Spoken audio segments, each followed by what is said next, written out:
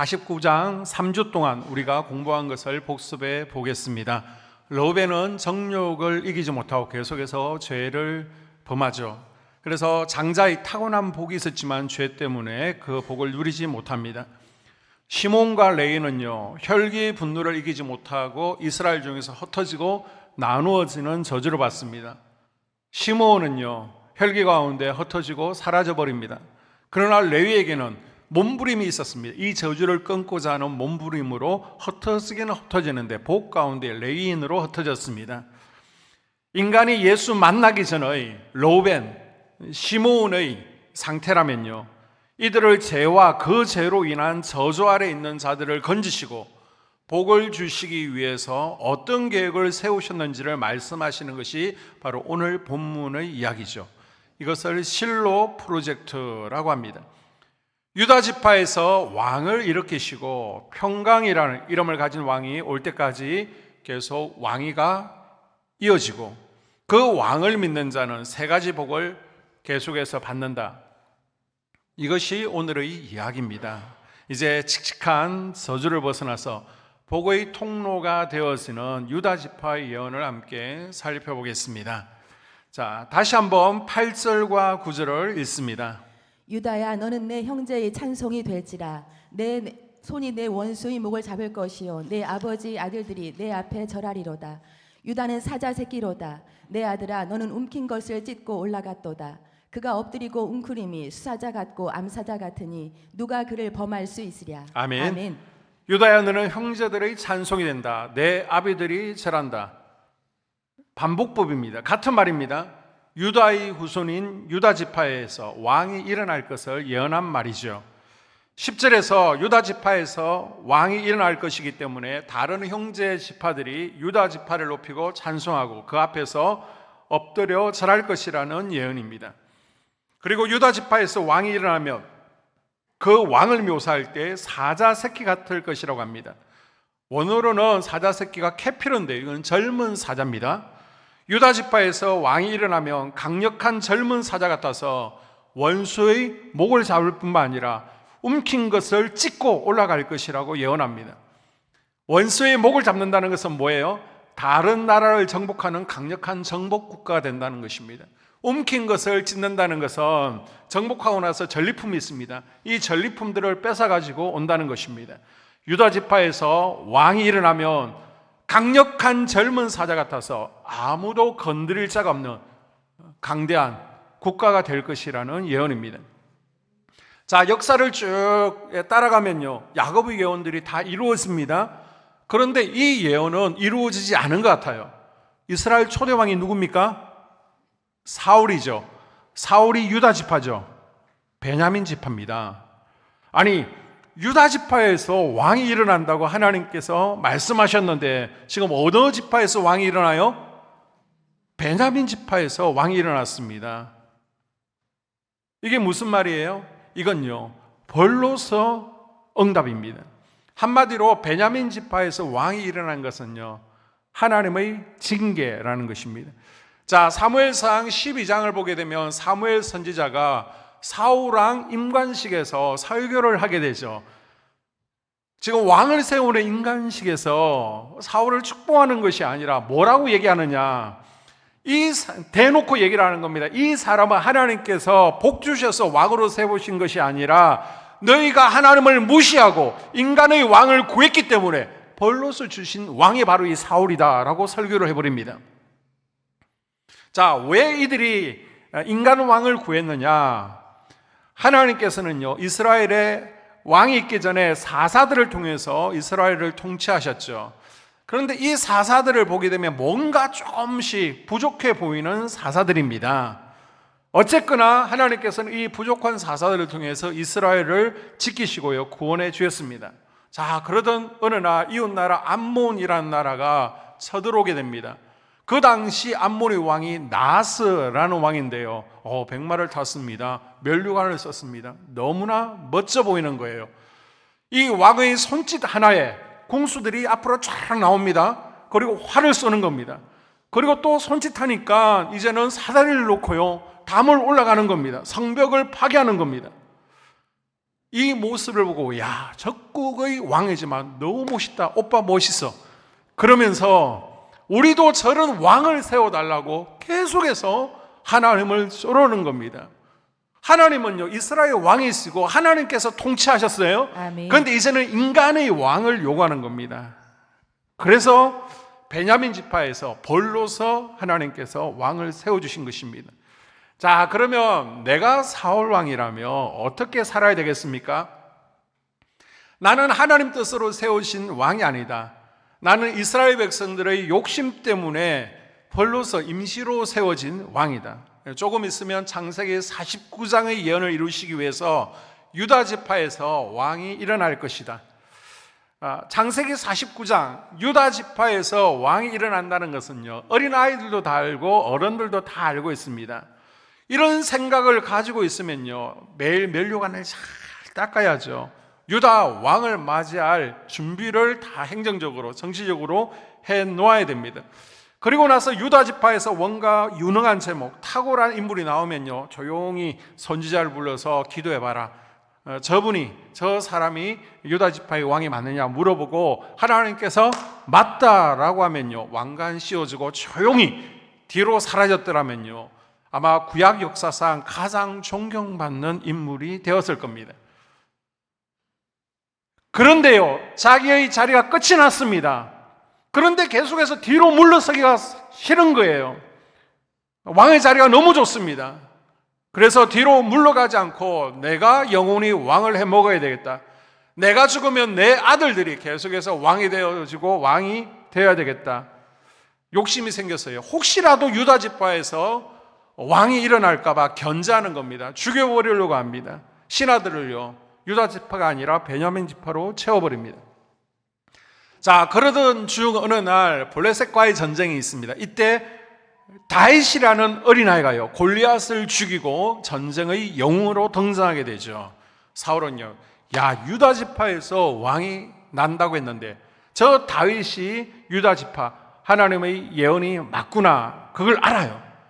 그래서 요단아들은 사울 다음에 자기가 1순위잖아요. 왕을 1순위. 그런데 창세기 49장 베냐민 지파가 아닙니다. 유다 지파에서 왕이 난다는 것을 요나단은 잘 알고 있기 때문에 자기는 한 번도요, 왕이 되려고 생각하지를 않았습니다. 욕심을 내지 않아요. 그런데 사울왕은 이때부터 탐만 나면 다윗을 죽이려고 합니다. 그때 위기 때마다 하나님께서요, 유다 지파에게 왕위가 이어질 수 있도록, 넘어갈 수 있도록 지키시고 건져주시죠. 아멘. 그러다가 예언대로 사울이요, 길보아 전투에서 죽게 되고요, 그 왕위는 아들에게 넘어가지 않고 베냐민 지파가 아니라 유다 지파가, 다윗이요, 온 이스라엘의 왕이 되었습니다. 다윗은 왕이 되고 나서 하나님을 어떻게 잘 섬길 것인가, 그거에만 지금 온 신경, 초점이 맞춰져 있습니다. 그래서 왕이 되고 나서 유다 지파 다윗이 가장 먼저 한 것이 뭐냐, 하나님의 임재를 상징하는 법궤를 찾아옵니다. 아멘. 그리고 다윗은 장막을 만들고요, 그 장막 안에 법궤를 넣습니다. 그리고 예배를 위해서 아삽과 그 다음 헤만, 여두둔을 중심으로요 288명의 예배자를 세우게 되죠. 그리고 365일 예배드리게 합니다. 아멘. 하루 24시간 예배가 끊어지지 않게 하는 겁니다. 그래서 찬양대를 세우고요, 또 예배자들을 훈련시키고요, 돌아가면서 계속해서 예배를 통해서 이 이스라엘 땅에 강력한 하나님의 임재와 영광이 풀어지게 하는 겁니다. 아멘. 그때요, 싸움과 분리가 떠나가고요, 아멘. 땅이 변화되어지고요, 아멘. 사람이 변화되어지고요, 아멘. 치유가 임하고요, 아멘. 하나님의 복이 임하는 것을 다윗과 백성들이 보게 되었습니다. 아멘. 그러니까 다윗 왕의 마음 가운데 욕심이 생기는 거예요. 야, 분명히 예배하니까 하나님의 임재가 풀어지고 치유가 일어나는데, 사람들이 변화되어지는데 더 큰 성전을 지어야 되겠다. 그래서 온 이스라엘이 복받게 해야 되겠다. 하나님의 임재가 온 땅을 덮도록 해야 되겠다. 거룩한 욕심이 생겨서 성전을 지으려고 합니다. 그런데 하나님께서는 나단 선지자를 통해서 성전 짓는 것은 네가 아니라 네 아들이 짓도록 하라라고 말씀하시고, 네가 할 일은 따로 있다는 겁니다. 그게 뭐라는 겁니까? 정복 전쟁을 하라는 것입니다. 사무엘하 8장을 보게 되면요, 성전을 지으려고 합니다. 그러다 갑자기 분위기가 바뀝니다. 뭘로요? 전쟁으로 바뀌는 겁니다. 전쟁으로. 그래서 전쟁을 하는데 1절에 블레셋을 쳐서 이기고요, 그 다음 모압을 쳐서 이기고요, 에돔을 이기고요, 계속해서 다윗이 어디를 가든지 하나님께서 이기게 하셨다라고 아멘. 전하고 있습니다. 아멘. 이것은 우연이 아니라 유다 지파에서 왕이 일어나고요, 그는 강력한 사자 같아서 누구를 예언한다고요? 다윗 왕을. 그래서 원수의 목을 움킨 것처럼 땅들을 정복해 갈 것이다 라는 예언이 이루어진 것입니다. 아멘. 그래서 사무엘 8장을 보게 되면요, 계속해서 무엇을 빼앗았다. 항복한 이들은 자기가 스스로 갖다 바쳤다. 이거 우연이 아니라는 겁니다. 창세기 49장의 예언이 그대로 이루어진 것입니다. 아멘. 자, 이제 10절을 읽어봅니다. 규가 유다를 떠나지 아니하며 통치자의 지팡이가 그 발 사이에서 떠나지 아니하기를 실로가 오시기까지 이르리니 그에게 모든 백성이 복종하리로다. 아멘. 자, 규는요, 왕이 들고 다니는 지팡이를 의미합니다. 통치자의 지팡이도 역시 규죠. 이것이 10절에 보게 되면 떠나지 않는다, 두 번 나오고 있습니다. 떠나지 않는다를 히브리어로요, 로 야슈르라고 그럽니다. 로는 부정사라고 말씀드렸습니다. 그리고 나서 야수르는요, 떠난다라는 의미인데, 이것을 해석해 보면 유다의 왕위는 절대로 떠나지 않는다라는 의미입니다. 아멘. 베냐민 지파는 일대 만에 떠나버렸죠. 사울왕 이후로 망했습니다. 근데 유다 지파는요, 영원히 왕위가 떠나지 않는다는 겁니다. 누가 오실 때까지? 실로가 오실 때까지. 아멘. 실로는 무엇입니까? 실로에서 샬라가 나오고 샬롬이 나오는 겁니다. 샬롬, 평화의 왕, 예수 그리스도가 오실 때까지 왕위가 끊어지지 않는다는 거예요. 아멘. 유다 지파에서 왕위가 안 끊어지기를, 샬롬, 평강의 왕, 예수 그리스도 메시아가 올 때까지 계속 유지시켜 주시겠다라고 약속하시는 겁니다. 아멘. 이렇게 왕이 된 다윗은요, 신명기 17장에 보게 되면 이스라엘의 왕이 된 자가 하지 말아야 될 것 세 가지를 잘 지킨 선한 왕이었습니다. 자, 왕이 하지 말아야 될 것이 뭐였습니까? 말을 많이 두면 안 됩니다. 검을 많이 두면 안 돼요. 여자를 많이 두면 안 됩니다. 이 세 가지를 잘 지킨 하나님 마음에 합한 왕이었습니다. 아멘. 반면 그 아들 다윗 솔로몬은요, 달랐습니다. 처음에는 일천번제도 잘 드리고요, 성전도 지어드렸습니다. 그런데 마음이 바뀌죠. 우상숭배하고 타락합니다. 그러면서 이 세 가지를 다 어기는 거예요. 군사력을 확대하기 위해서 말을 많이 두지 말라 그러는데 말을 많이 두죠. 금을 많이 모아서 금방패를 만들어서 얼마나 금을 많이 가지고 있는지 자랑질합니다. 그리고 여자를요, 아내를 1000명이나 거느렸습니다. 이 솔로몬의 악함 때문에 아들 때예요, 나라가 둘로 쪼개지게 됩니다. 북이스라엘과 남유다. 북이스라엘은요, 표의 역사예요. 반역의 역사입니다. 그래서 북이스라엘이 아수르에 의해서 멸망당하게 되는데, 아수르는요, 말살 정책을 씁니다. 그래서 백성과 백성 혼혈 정책을 통해서 피를 섞어버리고요, 종교를 섞어버립니다. 아예 민족이 없어지게 만들어버립니다. 반면 남유다는 왕위가 나라가 망했어도 불구하고 끊어지지를 않습니다. 몇 벌 끊어질 위기는 있었죠. 그런데 이상하게 왕위가 계속해서 이어집니다. 왜 남유다는 왕위가 끊어지지 않는가? 바로 창세기 49장에 하나님께서 약속하셨기 때문입니다. 아멘. 자, 한번 예를 들어볼까요? 남유다의 왕들을 보게 되면 로보암부터 시작해서 5번째 왕이 여호사밧이었습니다. 여호사밧도 참 선한 왕이었죠. 그런데 한 가지 실수를 합니다. 이게 뭐예요? 사돈을 잘못 맺은 거예요. 사돈이 누굽니까? 북이스라엘에서 가장 악독했던 아합, 이세벨, 그 딸 아달랴와 자기의 아들 여호람을 함께 결혼시켜버린 겁니다. 그러니까 당연히 영향을 받죠. 여호람이 타락하게 되죠. 그래서 하나님께서 치십니다. 그 아들 아시아도 타락하죠. 그래서 하나님께서 치십니다. 그러면 그 왕위가 유다 지파 손자들에게 이어져야 되잖아요. 그런데 북이스라엘 아합과 이세벨이 핀 아달랴가 이참에 내가 왕이 되어야 되겠다. 그래서 이 예언을 끊어버려야 되겠다. 마귀에게 쓰임 받고요. 남유다이 이 예언을 끊어버리려고 합니다. 하마터면요, 이것이 끊어질 뻔 했는데 하나님께서 이 남유다의 유다 지파 요아스라는 어린아이를 한 명 살리셔서 아멘. 간신히 왕위가 이어지게 하셨습니다. 아멘. 남유다의 불씨가 꺼지지를 않았습니다. 아멘.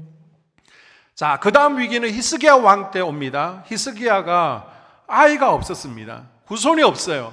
그런데 지금 죽을 병에 걸렸습니다. 자기가 죽어버리면요, 유다 지파에서 왕이 난다는 이 예언이 끊어지게 되는 것입니다. 실로, 샬롬, 평강의 왕이 오지 못하는 겁니다. 그래서 히스기야는 하나님 앞에 나아가서 기도하는 거죠. 하나님, 창피해 죽겠습니다. 제가 아이를 낳지 못하면요, 제가 죽어버리면 창세기 49장 예언이 나 때문에 끊어졌다라고 후세가 얘기할 것인데 이거 어떻게 하면 좋습니까? 제발 저를 살려주시고 저희 가정에 아이를 주십시오. 하나님께서 그 기도를 들으십니다. 아멘. 그래서 그 가정에서 므낫세가 태어나지 않습니까? 아멘. 이런 식으로 몇 번이나 끊어질 위기가 있었는데 끊어지지가 않습니다. 왜 끊어지지 않느냐? 창세기 49장 10절 규가 유다를 떠나지 아니하고 통치자의 지팡이가 실로가 오실 때까지 끝나지 않는다는 이 약속의 말씀을 성취시켜 주기 위해서 하나님께서요, 유다 가문의 왕위를 보존해 주시는 것입니다. 아멘. 자, 바벨론 포로 때도 마찬가지입니다. 히스기야가 유다에서 가장 선한 왕이었다면 그 아들 므낫세가요, 유다에서 가장 악한 왕이었습니다.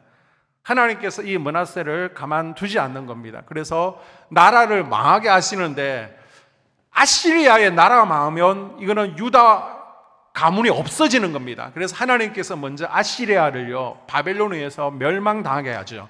아시아는 말살 정책, 그래서 피를 섞어버리고 종교를 섞어버리기 때문에 유다 혈통이 유지될 수가 없습니다. 그래서 하나님께서 아수르를 바벨론에 망하게 하시고요. 아멘. 이 바벨론이라는 나라를 세우는데 바벨론은 유화 정책을 쓰고 있습니다. 그래서 포로로 끌려가더라도 함께 살게 해주는 겁니다. 종교도 인정해 주는 겁니다. 왕도 꼭두가시지만은 인정해 주는 겁니다. 그래서 바벨론에서 이들끼리 모여서 피를 섞지 않아하고 또 종교를 지킬 수 있는 겁니다. 성전이 없으니까 너희들 회당을 만들라. 회당에서 같이 기도할 수 있게 해주고요, 회당에서 함께 성경을 볼 수 있게 해 주었습니다. 아멘.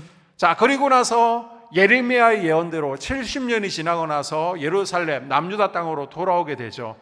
그리고 나서 나라가 시리아 안티오코스 로마의 박해가 있었지만 그 핍박 가운데서도 왕위가 끊어지지 않고 결국은요, 메시아 예수 그리스도가 태어날 수 있도록 하나님께서 지켜주신 줄로 믿습니다. 아멘. 그래서 마태복음 1장 17절에 이하에 보게 되면 아브라함부터 다윗까지가 14대입니다. 그리고 다윗부터 포로로 끌려갈 때가 14대입니다.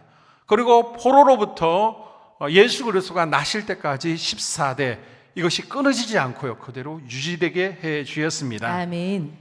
자, 10절에 보게 되면 실로, 샬롬이죠. 평강을 주는 자라는 말로 예수님을 묘사하고 있는 것입니다. 그렇다면 다윗의 자손으로 오신 예수님께서 왜 샬롬이 되시는 겁니까? 인간의 모든 죄는요, 죄의 문제입니다. 죄를 대표하는 로벤의 정욕의 죄, 시므온의 혈기 분노의 죄가 있는데요, 이 죄의 문제를 해결하기 위해서 예수님께서 번제물이 되신 거예요. 아멘. 화목제물이 되셨습니다. 아멘. 속죄제, 속건제의 제물이 되셔서 아멘. 자기 몸을 십자가에 들이심으로 아멘. 실로 샬롬 평화를 이루셨습니다. 아멘. 예수님은요, 죄가 없으신 분이세요. 아멘. 그런데 왜 십자가에서 죽으셨습니까?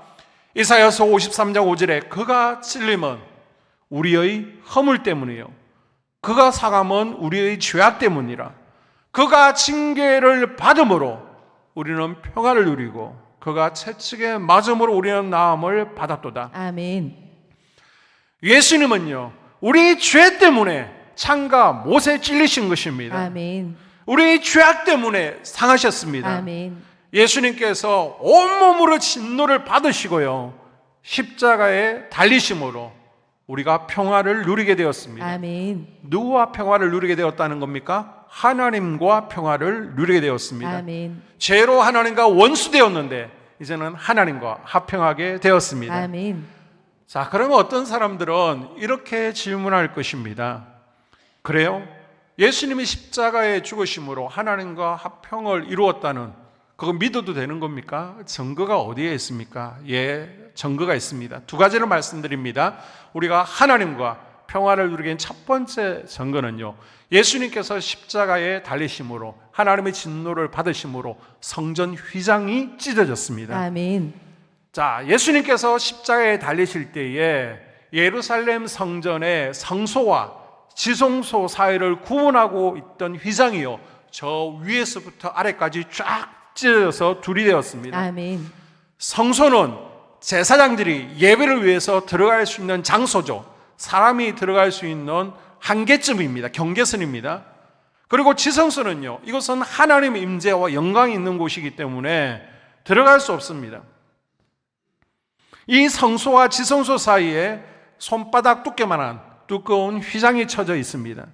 이 휘장은요, 찢어지지 않는 담입니다. 나와 너희 사이에 죄로 인해 원수가 되었으니까 죄인은 더 이상 이 휘장을 넘어오지 마. 넘어오면 죽는다. 하나님과 우리 사이에 막힌 담이 있다라고 보시면 됩니다. 그런데 이 휘장이요, 위에서부터 아래로 찢어졌습니다. 아멘. 휘장이 찢어졌다는 것은 하나님께서 이제 우리를 초대하시는 겁니다. 아멘. 예수님께서 사람의 죄를 대신 지고 죽으실 때 휘장을 찢으시고요, 사람들을 초청하셨습니다. 아멘. 이제 나와 너희 사이에 죄의 문제가 해결되었으니까 아멘. 누구든지 믿는 자는 나에게 직접 나올 수 있다. 아멘. 와서 나와 교제하자. 아멘. 그 증거로요, 휘장을 찢어 주셨습니다. 아멘. 그러면 그 시대는 휘장이 찢어져서 하나님과 화평할 수 있지만은 지금 우리는 어떻게 하나님과 화평한 것을 알 수 있습니까? 바로 성령이 임한 사건입니다. 아멘. 하나님의 영이 사람이 범죄함으로요, 영이 떠났었는데 다시 믿는 모든 자에게 오셨다는 것입니다. 아멘. 누구든지 예수님을 믿고 영접하면요, 그 자리에 하나님의 영이신 성령이 임하시는데 아멘. 이것은 우리 죄의 문제가 해결되었다는 강력한 증거입니다. 아멘. 아니, 구약에도 성령이 있지 않았습니까? 네, 간헐적으로 성령께서 역사하셨습니다. 왕이나 또는 사사에게, 선지자에게 하나님께서 꼭 필요한 경우에 성령이 부어주셨죠. 그러다가 요엘서를 보게 되면 이제는 보편적인 성령이 다시 부어질 것을 예언합니다. 간혹이 아니라 모든 사람에게 부어진다는 겁니다. 아멘. 예수님께서 십자가에 죽고 나서 보편적 성령이 이루어집니다. 아멘. 마가 다락방에서 기다렸던 성령이요, 모든 믿는 자들에게 주어진 것입니다. 죄의 문제가 해결되었기 때문에 성령께서 우리에게 오셨습니다. 아멘. 오시고 나서 우리 마음속에 가만히 있습니까? 우리에게 말씀해 주시죠. 아멘. 기름 부어 주십니다. 아멘. 우리에게 은사 주시고요, 능력 부어 주십니다. 아멘. 우리에게 보여주시고 들려주시고 생각나게 하시고 아멘. 우리를 치유해 주시고 각종 성령의 역사들이 나타나게 하십니다. 아멘. 이것이 우리의 죄의 문제가 해결되고 하나님과 우리 사이에 화평해졌다는 증거가 되는 것입니다. 아멘. 자, 이 죄의 문제가 해결되고 나니까 예수 믿고 순종한 이들에게 하나님께서는요, 세 가지 복을 주시겠다라고 말씀하고 있습니다. 그 첫 번째는요, 안식의 복입니다. 한번 아멘. 따라해 볼까요? 안식의 복. 안식의 복. 자, 11절 전반절. 그의 나귀를 포도나무에 매며 그의 암나귀 새끼를 아름다운 포도나무에 맬 것이며. 아멘. 자, 보시면 그의 나귀는요, 예수님의 백성들을 의미하고 있습니다. 그런데 왜 백성들을 나귀에 비유하고 있습니까? 나귀는 짐을 지는 짐승이죠. 모든 예수님의 백성들이 지고 있는 짐이 있기 때문입니다. 그 짐이 뭐예요? 바로 죄의 짐입니다. 시편 38편 4절에 내 죄악이 내 머리에 넘쳐서 무거운 짐 같으니 내가 감당할 수 없나이다. 자기가 지은 죄로 인해 느끼는 죄책감의 짐은요, 누구도 떨쳐버릴 수 없습니다. 무거운 짐 같아서 감당해서 견딜 수 없다라고 합니다. 로베는 정욕의 죄, 시몬은 혈기분노의 죄, 다른 사람들은요 또 다른 죄책감으로 인해서 너무 무겁습니다. 이 죄의 짐을요 그 누구도 떨쳐버릴 수가 없는 거예요. 그래서 짐지는 짐승인 나귀가 포도나무에 묶여져 있다는 것은요 죄와 죄책감으로부터 안식을 얻고 쉬고 있다는 것입니다. 아멘. 누구 때문에요? 유다 지파 예수 그리스도 때문에. 아멘. 여러분, 젊었으나 늙었으나 모든 사람이 죄를 짓고 그 죄로 인해 죄책감에 눌려서 살고 있습니다. 그리고 이 죄와 죄책감에서 아무리 벗어나 보려고 애써도요 벗어나지를 못합니다. 그런데 바로 여기에 복음이 있습니다. 실로이신, 샬롬이신 예수님께서 저와 여러분의 죄를 대신 지고 죽으셨는데 이 사실을 우리가 믿음으로 받을 때에 아멘. 그렇게 끊으려고 해도 끊어지지 않던 죄의 죄책감으로부터 안식을 얻게 되는 것입니다. 아멘. 죄로부터 벗어나기 위해서 내가 해야 될 것은 없습니다. 그냥 십자가를 믿음으로 바라보는 것입니다. 아멘. 내가 달려야 될 저 십자가에 주님께서 달리셨다. 그걸 믿음으로 바라보는 거예요. 아멘. 주님은요, 죄짐이 가벼운 자들만 초청하는 것이 아닙니다. 너 죄를 덜 지었으니까 너는 자격이 있어 와. 그게 아닙니다. 수고하고 무거운 짐진 자들아. 예수님은 모든 죄인, 모든 수고하고 무거운 짐진 자들에게 안식을 주겠다고 약속하시면서 초대했습니다. 아멘. 예레미야서 31장 34절에 다시는 내가 그 죄를 기억하지 않겠다라고 약속하셨습니다. 아멘. 우리가 죄를 가지고 주님 앞에 나아갈 때 죄를 도말하시고 사실 것을 약속하셨어요. 아멘. 다 불태워버리겠다는 겁니다. 이제는 더 이상 기억하지 않겠다는 겁니다. 아멘. 사람은요 기억해요. 내가 용서해 줄게. 그래도 마음속에 담아두었다가 다음에 잘못하면 예전에 내가 용서해 줬는데 올라옵니다. 그러나 하나님은요 완전히 잊어버리십니다. 아멘. 이것이 우리에게 무엇으로 나타나냐면 안식으로 나타납니다. 아멘. 그렇게 무겁던 죄와 죄책감이 사라지고요 드디어 우리에게 참 안식이 찾아오는 것입니다. 아멘. 이것이 예수 안에서 순종할 때 누리는 첫 번째 복입니다. 아멘. 두 번째, 우리가 예수 그리스도 안에서 순종하며 나아갈 때 누리는 복이 무엇입니까? 기쁨의 복입니다. 따라합니다. 기쁨의 복. 기쁨의 복. 자, 11절 하반절에 보게 되면요, 또 그 옷을 포도주에 빨며 그의 복장을 포도즙에 빨리로다. 아멘. 이 말은요 기쁨이 넘치는 삶을 살 것이라는 말입니다. 아멘. 그런데요 죄는 기쁨을 감소시키죠. 아멘. 죄를 지을수록 기쁨이 없습니다. 죄를 짓고 회개하지 않은 상태에서 예배드리러 와 보십시오. 예배가 잘 되지 않습니다. 신나는 찬양 불러도 박수치고 있지만 마음이 기쁘지를 않습니다. 예전 같지 않습니다. 왜 그렇습니까? 사람은 영적인 존재이기 때문에 죄와 죄를 타고 들어온 영이 하나님께서 주시는 기쁨들을 갉아 먹는 역할을 하기 때문입니다. 성도들의 삶은 죄를 범했을 때 구원의 기쁨과 감격이 감소됩니다. 이와 반대로 사람이요 예수 믿고 죄 사함을 받으면 회개를 하고 나면 기쁨이 넘쳐나게 되는 겁니다. 아멘. 그리고 예수 그리스도를 믿으면요 우리가 하나님과 화평해졌다라는 증거로 성령께서 임하시죠. 아멘. 이 성령은요 희락의 영, 기쁨의 영입니다. 아멘. 그래서 우리에게 성령이 임하시면 마음 가운데 기쁨이 자연스럽게 넘쳐나는 겁니다. 아멘. 우리에게 있는 우울한 감정, 외로움, 상처들이 성령으로 인해서 이제는 밀려가게 되는 것입니다. 아멘. 이 복을 마땅히 누리시기를 바랍니다. 아멘. 예수를 믿고 복종하는 백성들이 받는 세 번째 복은요 건강의 복입니다. 따라합니다. 건강의 복. 건강의 복. 12절을 읽습니다. 그의 눈은 포도주로 인하여 붉겠고 그의 이는 우유로 말미암아 희리로다. 삶이 희락에 잠길 것이다. 아멘. 자, 포도주로 인해서 눈이 붉다는 것은요 막 웃는 겁니다. 너무 기뻐서 그래서 눈이 밝아지고 정신적으로 기쁘다, 건강하다라는 의미를 가지고 있습니다. 그리고 우유로 인해서 이가 희다라는 것은 건강은 건강인데 이거는 육적인 건강을 의미하는 것이죠. 몸만 건강한 것이 아니라 마음도 건강합니다. 생각도 건강합니다. 아멘. 모든 지정의 영과 혼과 육 건강이 다 건강해지는 복이 예수 그리스도 안에 있다는 것입니다. 아멘. 우리가 질병에는 여러 가지 질병들이 있죠. 만약 이 질병 가운데 질병의 영들이 가져와서 몸을 아프게 했다. 그러면 우리가 금요일날 모여서 방언으로 크게 기도합니다. 크게 찬양하며 예배합니다. 그때 나도 모르는 사이에요. 어둠의 세력들이 떠나가는 줄 믿습니다. 아멘. 그럼 이 어둠의 세력들이 떠나갈 때 자기네들이 가지고 온 질병들이 있잖아요. 이것들이 함께 떠나가면서 아멘. 나도 모르는 사이에 질병들이 사라지게 되는 줄로 믿습니다. 아멘. 질병의 영이 가져오지 않은 질병들도 있습니다. 뭐 유전적인 문제라든지 몸이 노화되었다든지 관리 부주의든지 어쨌든 내 몸에 아픈 부분들이 있을 때 성령께서 내게 임하시게 되면요. 아멘.